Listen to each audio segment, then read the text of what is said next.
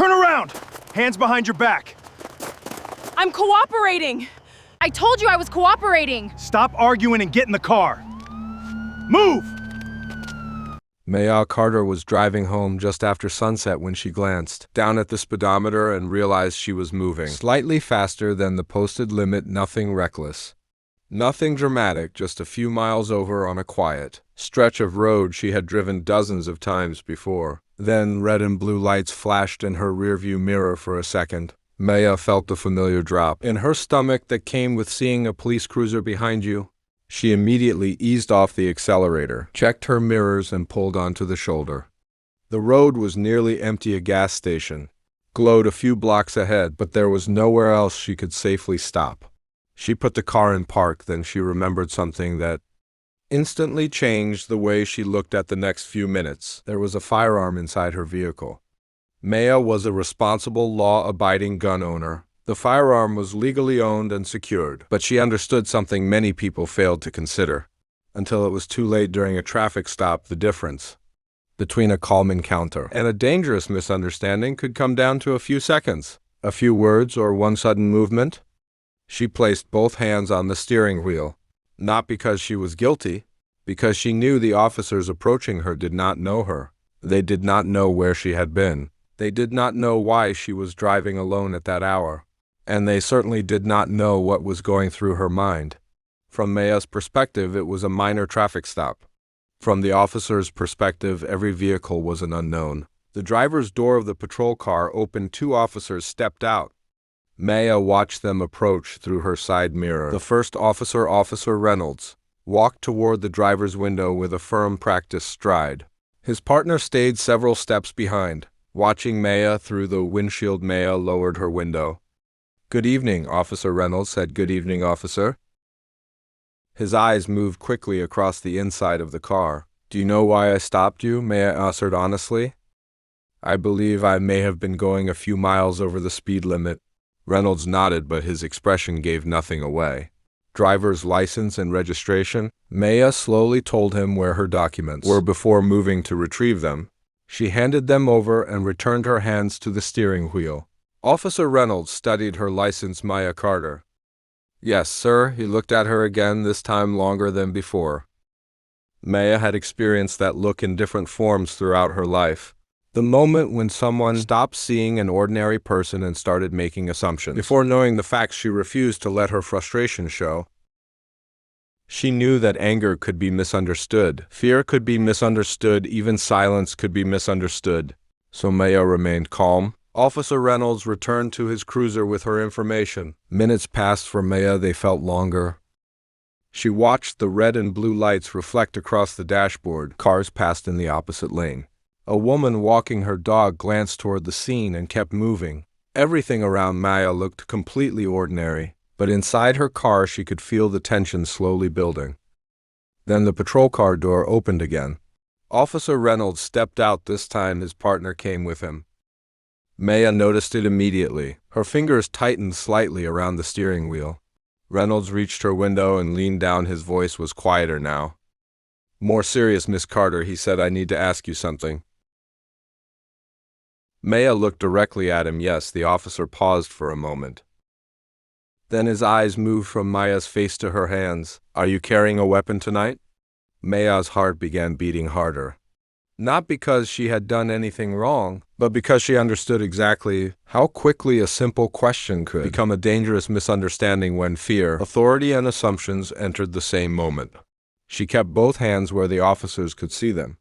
Officer Reynolds waited. Officer Daniels watched from the passenger side. Neither officer knew that Maya had spent years learning how easily a person's calm behavior could be mistaken for defiance and how quickly a black woman could find herself forced to prove that she was not a threat. Before anyone bothered to ask who she really was, Maya took a slow breath. Then she opened her mouth to answer. Maya kept both hands firmly on the steering wheel and looked directly at Officer Reynolds. "Yes, officer," she said in a calm, steady voice. "There is a legally owned firearm secured inside my vehicle." For a brief second, nobody moved, then everything changed. Officer Reynolds took 2 quick steps backward. "Don't move." Maya's eyes widened slightly, but her hands remained exactly where they were. "I'm not moving," she said. Officer Daniels immediately moved toward the passenger side of the vehicle. His hand hovered near his holster as he watched Maya through the windshield. "Step out of the car," Reynolds shouted. Maya took a slow breath. "Officer, my hands are visible. Please tell me exactly what you want me to do." Instead of calming the situation, her controlled voice seemed to irritate Reynolds even more. "I said get out." Maya had seen moments like this before. Not necessarily in her own life, but in stories, recordings, conversations, and the experiences shared by people across America. A routine encounter could change its direction when fear entered the room, and once fear mixed with authority, assumptions could become more dangerous than facts. She knew she had to make a choice. Not a choice about whether to obey, a choice about how carefully she would obey. "Okay," Maya said quietly, "I'm going to follow your instructions. Please tell me when to move my hands." Officer Reynolds stared at her. For a moment, Maya could see it in his expression. He was no longer looking at a woman pulled over for speeding. In his mind, the situation had become something bigger. A gun, a black woman, a dark road. An officer who believed he had to take control immediately, but Maya knew something that Reynolds seemed to have forgotten. Control and escalation were not the same thing. "Slowly open the door," he ordered. Maya did exactly that. "Now step out." She moved slowly, 1 foot at a time.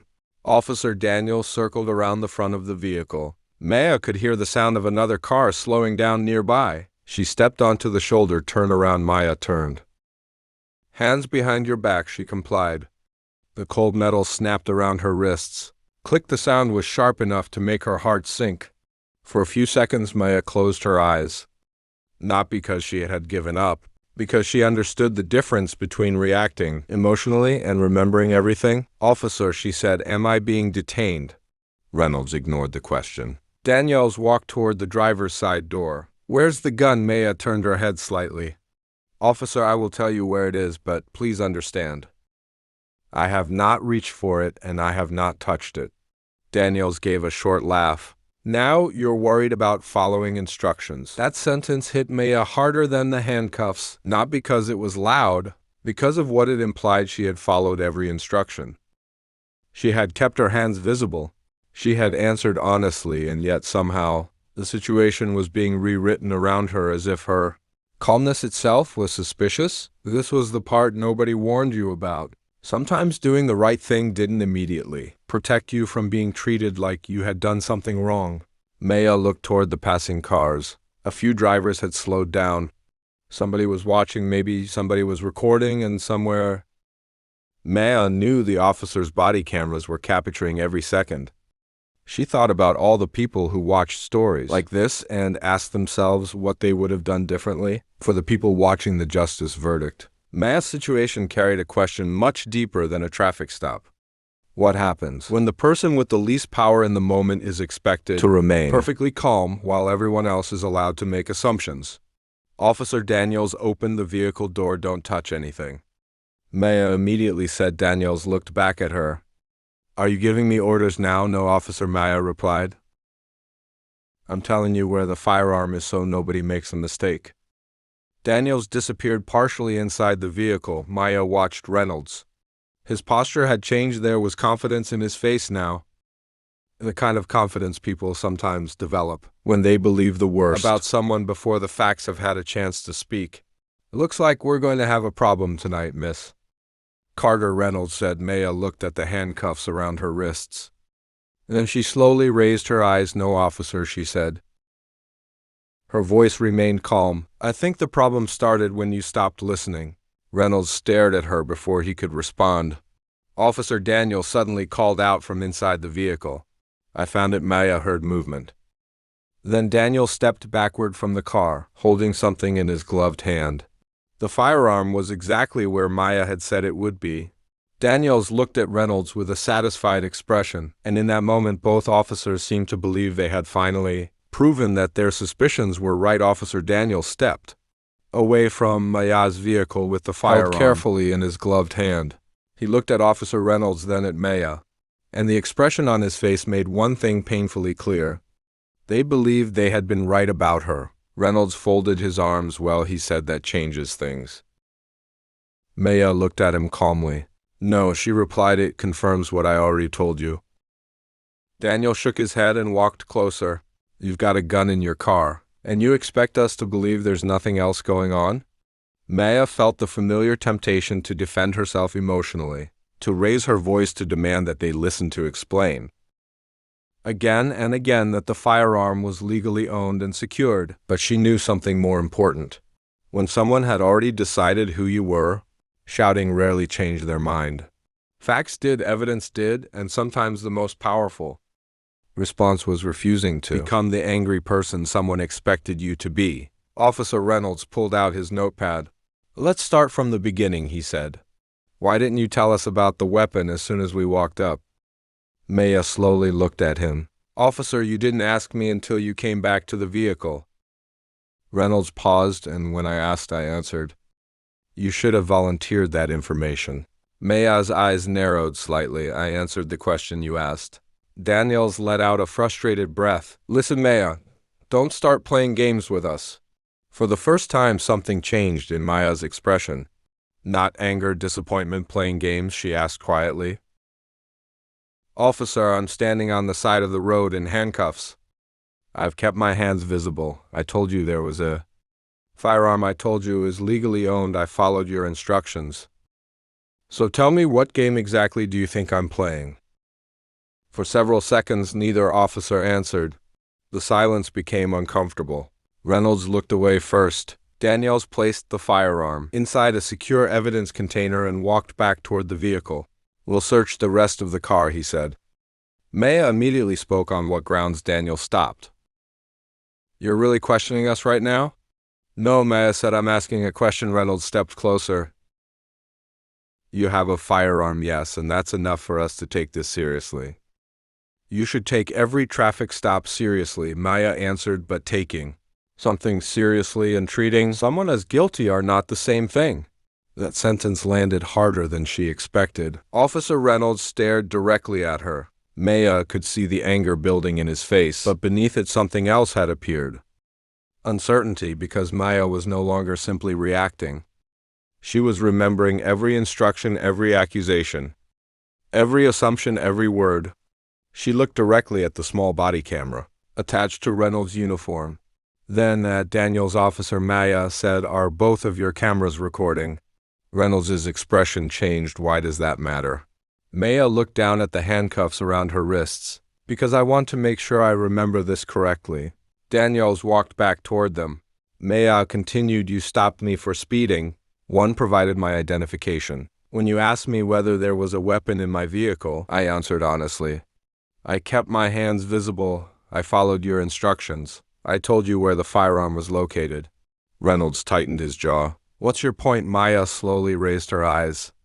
My point is that everything you just accused me of doing is on those cameras. Daniel scoffed. You think a body camera makes you untouchable? Maya shook her head. No, she paused. I think it makes the truth harder to rewrite. That was the moment the confidence on Daniel's face disappeared, only slightly. But Maya saw it, and she knew he had finally begun to understand. The firearm was never the biggest problem. The problem was what happened after Maya told them about it. Reynolds opened his mouth to speak, but Maya continued before he could interrupt. You know what I find interesting, officer? What you keep asking why I didn't make you feel safe? But neither one of you has asked whether I felt safe. The words hung in the air for Maya. That was the heart of everything. A traffic stop involved human beings on both sides. Police officers deserve to return home safely. But the person behind the steering wheel deserved the same thing. Respect for officer. Safety could never mean that citizens lost their dignity, their voice, or their right to be treated as individuals instead of assumptions.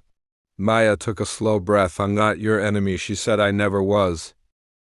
Reynolds stared at her. Then Maya gave the reply neither officer expected. She looked directly at him and said, Before you write your report, officer, you should probably watch your own body camera.